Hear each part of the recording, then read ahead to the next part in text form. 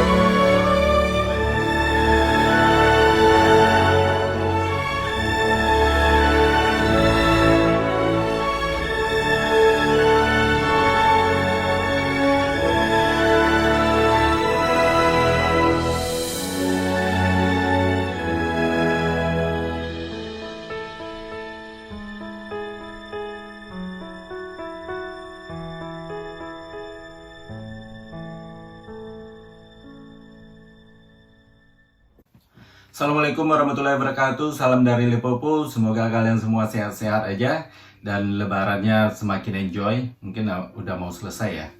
Right, hari ini saya mau melanjutkan bagaimana kisah kehidupan saya. Bagi kalian yang masih mengikuti, semoga selalu bermanfaat dan selalu termotivasi untuk melakukan sesuatu yang kalian cita-citakan. Well, since nothing impossible. Selama kalian tidak menyaingi kekuatan Sang Pencipta, it's nothing impossible. Jadi terakhir saya bercerita tentang bahwa saya mendapatkan visa untuk ke Swiss dan Jerman pertama kali ke luar negeri, guys. Ya kalian tahu gimana lah perasaan saya ya. Tapi ada sedikit aja, yaitu yang saya khawatirkan adalah jauh banget, ribuan kilometer dari tanah air. Well, ini adalah kesempatan seumur hidup, jadi saya tidak sia-siakan. Namun sebelum saya berangkat ke Jerman, saya mendapat kabar bahwa kakak saya yang di Jakarta, yang saya bekerja dulunya menjual dagangan di kaki lima, tempat-tempat lain. Bagi kalian yang udah menonton part-part sebelumnya, pasti kalian tahu ya, beliau cerai. Jadi suaminya itu ternyata selingkuh. Setelah semua yang dia dapat, kehidupan yang udah mulai maju, dan akhirnya dia selingkuh. Ya saya otomatis sedih lah, namanya kakak kandung saya ya kan. Jadi untuk keberangkatan ini semuanya itu free kalau kita mau. Jadi perusahaan atau kapal yang di Jerman, mereka manajemennya mau membelikan kita tiket dari Indonesia untuk ke Jerman pulang pergi ya. Tapi mereka juga kasih pilihan untuk kita beli sendiri. Jadi kalau mereka yang beliin, gaji kita dipotong. Tapi kalau kita yang beli, jadi kita dapat full gaji tiap bulannya.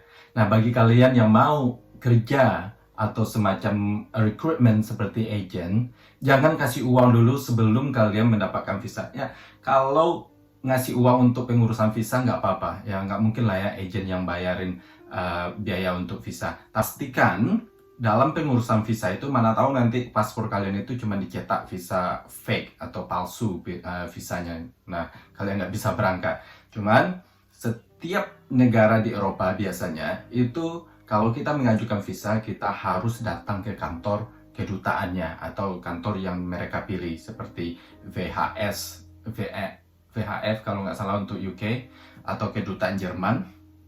Nah, kenapa? Karena mereka butuh sidik jari. Jadi kalau kalian dapat visa, ternyata kalian nggak ke sana, berarti itu dipertanyakan dulu ke absennya.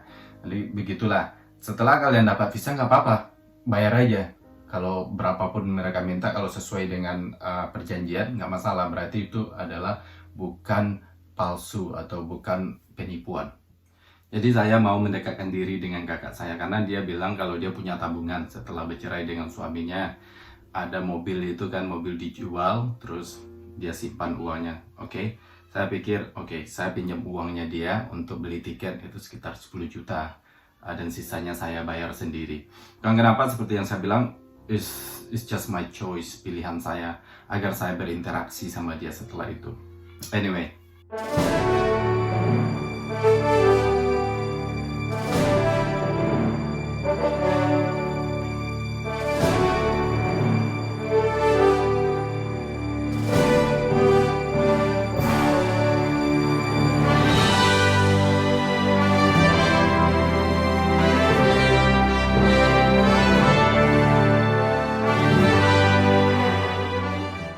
Jadi ya, saya berangkat ke Jerman.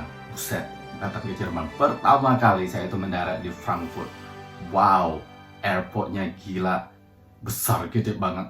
Nah, di Frankfurt Airport ini ada kereta api atau semacam, kalau saya bilangnya dulu mobil aja. Saya nggak tahu kan, nggak pernah naik kereta. Jadi antara terminal satu ke terminal lain atau bangunan satu ke bangunan lain. Sebenarnya namanya Skytrain ya sekarang. Sekarang juga ada di Jakarta. Nah, saya naik itu, tapi dia bisa ngomong sendiri. Yaitu kayak komputernya itu kan. Ya, the next stop atau silakan keluar, semacam itu dalam bahasa Jerman dan bahasa Inggris. Saya pikir, buset, ini canggih banget. Gue benar-benar di Eropa, soalnya ini mobil udah bisa ngomong. Langsunglah saya SMS ke teman saya, tahu nggak kalau di Jerman itu mobil bisa ngomong sendiri. Ya gitulah desonya saya waktu itu. Ya, kemudian saya dijemput sama orang kapal, langsung masuk ke kapal di, kalau nggak salah itu di Cologne, sekitar berapa jam ya dari Frankfurt ke Cologne, sekitar 1 atau 2 jam itu naik mobil. Saya lihat semua BMW, Mercedes, mobil-mobil Jerman yang diceritain di majalah-majalah Indonesia waktu itu kan, mobil keren. Terus saya lihat sendiri, wow, culture shock. Ya saya cuma nganggak-nganggak aja, lihat aja di jendela, buset. Jalannya, mobilnya kencang banget, 200 km per jam. Karena autobahn terkenal kan di nggak ada limitnya kalau di Jerman. Jadi di Jerman itu kan ada jalan tol yang no limit. Lu bisa nyetir sampai 1000 km per jam kalau kamu punya mobil. Anyway, ya saya pongong-pongong aja lihat batang-batang kayunya beda dengan Indonesia. Oh my god, saya kayak cubit gitu, gua mimpi atau gimana, ini kayak film-film yang saya tonton ya kan, film-film barat gitu kan. Jadi hari pertama saya berada di Jerman itu, belum masuk ke kapal, jadi saya merasa, buset, my dream is come true. Senang banget. Well, setelah nyampe di kapal, oke, jadi kapalnya itu nggak besar, hanya ada 100 kamar. Terus posisi saya itu di reception. Jadi saya itu berada, nggak tahu kenapa saya di reception ya. Tapi resepsinya itu saya sampai malam atau malam sampai pagi, you know. Jadi punya shift itu, ternyata saya ditempatkan cuma untuk malam hari aja, mulai dari jam 10 sampai jam 8 pagi, itu sekitar 10 jam. Nah, pas saya tiba di kapal pertama kali, orang sibuk aja, ya nggak ada welcome semacam itu, soalnya mereka udah jalan, kapalnya itu kan kalau kekurangan karyawan mereka ambil dari Indonesia ternyata gitu. Jadi nggak kayak rombongan, kayak kayak ratusan orang datang langsung, nggak kayak gitu. Jadi kalau ada yang kurang resepsi, datanglah pengganti resepsinya. Saya pikir ada welcome di sini, tapi nggak ada. Orang sibuk kerja aja, tamu, keadaan sibuk lah di kapal. Terus saya langsung disuruh manajer masuk ke kamar. Nah, di kamar saya itu alhamdulillahnya saya cuma ada satu orang teman satu kamar, itu dia dari Slovakia dan lumayan muda juga, waktu itu kita seumuran, kalau nggak salah namanya Andre. Tapi kamar yang lain itu ada 4 tempat tidur dan orang Indonesia aja. Yang campur itu cuma saya sama si Andre. Kalau orang Indonesia sama orang Indonesia semuanya. Terus 2 jam setelah itu kalau nggak salah, tok tok tok, buka pintu, ternyata manajer. Terus dia bilang, "Ren, nanti kamu kerja ya jam 10 malam." Langsung saya, buset, belum saya lagi jet lag. Saya jawab, "Oke, sure, pastilah saya kerja." Nggak ada training-trainingnya, jadi saya usahain tidur, dingin juga, walaupun waktu itu tuh bulan berapa ya, kalau nggak salah bulan Juli, tanggal 28. Walaupun panas, tapi saya ngerasa dingin, karena panasnya di sana nggak sama panas di Indonesia. Jadi walaupun ada matahari masih dingin kalau kita dari Indonesia. Tapi kalau kita sudah di sini seperti saya sekarang ini, suhu di luar itu cuma berapa ya? Paling 15 derajat. Nah, saya ini udah keringatan di dalam karena saya sudah adaptasi suhu di sini. Tapi kalau dari Indonesia baru nyampe, walaupun sepanas apapun di sini, kita tetap ngerasa anginnya itu loh, tetap dingin sama tubuh kita. Anyway, saya ambil selimut, tebal banget, buset. Cuman kepala aja yang keluar, cuma kayak gini aja ya kan. Oh, mudah-mudahan gua tidur. Tapi apa ya, udah jet lag karena di perubahan waktu, terus terlalu capek, saya juga susah tidur, dan pemikiran kemana-mana, apa ya, waktu itu nggak jelas sih. Bagaimana rasanya, ya tahu sendiri lah kan, baru nyampe, jadi belum settle, belum belum terbiasa. Ya bagaimanapun saya coba tidur, coba calm, tapi nggak bisa tidur. Kenapa? Karena kita itu karyawannya itu tinggal di di bagian back deck, jadi di bagian belakang kapal, yang di bawahnya itu mesin segede-gede apa itu, segede-gede rumah gadang padang kali ya. Di bawahnya itu bunyi aja. Nah, kalau kapalnya stop, biasanya malam stop. Jadi karena saya mendaratnya siang, jadi kapalnya jalan ya kan, kayak gini aja, banyak aktivitas ya kan. Gimana saya mau tidur gitu. Nah, kalau sore biasanya kapalnya juga kemana gitu, pindah daerah, nggak juga bisa tidur. Belum lagi staff-staff yang lain jam istirahat, bangun pintu, plang. Buset, saya bilang gimana saya mau tidur kalau kayak gini. Terus si Android teman yang ini datang, nggak ada sapa-sapaan, hai, nggak dijawab. Mungkin karena dia juga sibuk atau stres, saya juga nggak tahu. Anyway, dan akhirnya sorenya itu dia selesai kerja, dia masuk ke kamar, dan akhirnya kita ngobrol dengan bahasa Inggris yang broken, terus Jerman Inggris. Tapi apa ya, it's okay, kayaknya ini anak bisa lah jadi teman. Jadi karena tempat tidurnya bertingkat, saya di atas dan dia di bawah. Nah, ternyata karyawan di sana itu ada sekitar hampir 20 karyawan Indonesia dan sekitar 10 orang itu orang Slovakia. Dulunya tidak ada orang Indonesia karena kualitas dari kerja orang Indonesia, dedikasi dari orang Indonesia yang kerja di kapal ini sangat bagus. Makanya manajer atau orang manajemen perusahaan mulai mengurangi karyawan Eropa dan mulai memasukkan orang Indonesia. Walaupun perbedaan gaji sama aja, gaji kita, tapi nggak ada orang-orang yang dari Inggris, nggak ada. Mayoritas yang kerja di kapal itu adalah orang Eropa Timur karena kehidupan mereka sama lah kayak kita. Kalau nggak salah gaji saya itu waktu itu adalah 15 juta sebulan, makan ditanggung, tempat tinggal juga gratis semuanya, terus ada asuransi kesehatan, semuanya udah terjamin. Jadi alhamdulillah lah dapat gaji segitu ya kan. Jadi kalau kita nggak keluar ya kita bisa kirim ke kampung, masukkan ke tabungan semuanya. Nah, akhirnya jam 10 saya mulai kerja pertama. Saya nggak ngerti saya mau ngapain. Yang saya tahu di waktu training di Indonesia itu adalah saya itu kerja di restoran, melayani tamu. Ternyata saya langsung ke reception. Mereka pulang, jadi saya tinggal. Terus ada 1 jam, kamu harus begini-gini. Kalau ada yang booking, it's okay. Simple aja mereka expect saya udah tahu aja. Jadi saya ya saya pikir-pikir aja. Walaupun kadang-kadang salah.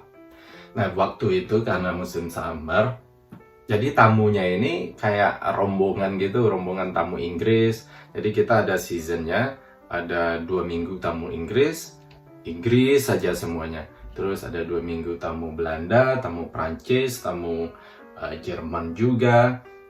Jarang tamu-tamu yang lain gitu. Dan tamu-tamu ini macam-macam karakternya. Tapi yang paling saya senang itu adalah tamu Inggris. Semua anak kapal senang kalau ada tamu Inggris karena banyak uang tipsnya guys. Yang paling ini kalau kita agak kesel itu ya, yaitu tamu Prancis. Buset, nggak ada uang tips kadang-kadang satu itu. Kamu kerja di kapal, walaupun gaji ada tapi tetap lah ya kita mengharapkan, tetap ini nggak munafik, semuanya mengharapkan uang tip tambahan. Walaupun kita dapat 15 juta, kalau ada orang Inggris kita karena dapat nambah lagi 5 juta. Ada malah sampai kita dapat itu 25 juta sebulan. Waktu itu nggak sama seperti sekarang. 25 juta waktu dulu ya sangat-sangat besar sekali. Nah, hari pertama ini saya belum ada kesempatan untuk kenalan sama orang Indonesia secara dekat. Jadi mereka cuma lewat, karena mereka sibuk juga ya kan, kerja. Sekarang mereka lewat reception untuk ke restoran, halo kamu baru ya, gitu aja. Ya nanti kita ngobrol gitu. Kalau kita udah itu free. Dan orang Indonesia yang di sini semuanya udah senior, mereka udah ada yang 2 tahun, 3 tahun, 4 tahun gitu kerja di kapal ini. Jadi saya mikir ini bakalan seru ini. Soalnya pastilah enak kerja di kapal ini. Kalau enggak mungkin lah mereka betah. Anyway, itulah yang saya tak pikirkan waktu itu. Kemudian berlanjut berhari-hari is okay, dan ada kesempatan akhirnya saya karena shift saya ini malam, mereka siang, jadi kalau mereka tidur saya kerja, saya tidur mereka kerja, jadi jarang sekali yang benar-benar menghabiskan waktu quality time untuk untuk berdiskusi, ngobrol-ngobrol satu sama lain.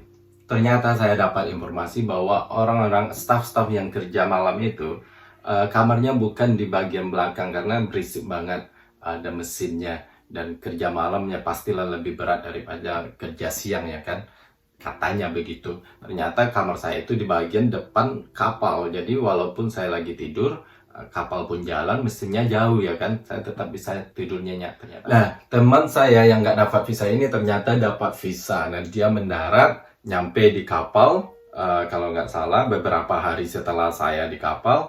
Malamnya itu dia mendarat, gue exciting banget ini minimal saya udah kenal ya kan, udah udah akrab ya kan, kita bisa sharing many things, Pas dia datang saya dipindahkan ke yang paling depan, ya saya senang sekali ya kan, bisa istirahat yang lebih balance lah, bisa tidur lebih nyenyak dibandingkan yang di belakang. Cuman yang teman saya yang satu kamar ini, karena udah beberapa hari di kapal sayanya, kita udah agak mulai buka open sedikit ya kan, udah mulai kenyamanan, udah mulai, karena bukan saya mau nyombong, saya memang anaknya bersih, jadi saya kalau ada waktu itu saya bersihin kamarnya, ya kamar kita ya kan, dia di bawah, jadi dia pun kalau relax, chill di kamar, dia enjoy gitu. Pokoknya nggak bau lah kamar kita, window dibuka, jadi memang udah agak mulai nyaman. Dan saya pun udah nggak mulai mempermasalahkan tentang keberisikan di kapal, karena udah agak mulai terbiasa. Tapi kalau ada pilihan seperti ini, tidur di bagian depan, ya saya lebih mementingkan diri saya ya kan, kenyamanan saya juga. Soalnya akan mempengaruhi kesehatan saya juga karena saya kerja malam. Ternyata teman saya ini dimasukin ke kamar saya sama Andre langsung komplain, gak kenal, gak apa-apa, dia gak mau sama teman saya ini, entah kenapa, apa alasannya. Terus ternyata si Andre ini adalah salah satu dia punya skill, dia nggak terlalu bergaul sama orang Indonesia yang lain, sama siapapun. Tapi alhamdulillahnya sama saya udah agak mulai open seperti saya bilang, udah mulai berteman, udah mulai senyum-senyuman. Susah banget loh menyesuaikan diri sama orang-orang yang di kapal ini, yang beda budaya ini, apalagi budaya mereka itu sangat strong juga. Saya nggak tahu saat itu gimana pemikiran mereka. Sekarang saya tahu, oh ternyata orang Eropa Timur seperti ini. Tapi kalau dulu saya nggak tahu, saya mikirnya mengumumkan aja, mereka bule, bla bla bla bla, Ternyata setiap bule punya kepribadian yang berbeda, terus punya kebudayaan yang berbeda, mindset yang berbeda juga. Ya, bagaimanapun si Andre ini harus satu kamar dengan teman saya yang datang dari Indonesia. Nah, malam itu mungkin teman saya ini ngerasa ya, kayaknya dia nggak nyaman sekali, nggak welcome sama sekali nyampe di kapal. Nggak ada satupun, dia nggak kenal siapapun orang Indonesia, dia pun juga nggak kenal. Terus saya lagi kerja di reception, dia datang ke tempat saya nangis. Kalau saya bisa pulang malam ini, berenang punya kekuatan, saya lebih baik balik aja ke Indonesia katanya.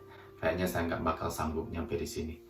Ya, waktu itu udah malam kan, jadi saya bisa ngobrol sama dia. Kalau nggak salah kita sambil duduk di luar, kapal masih jalan, it's nice feeling waktu itu.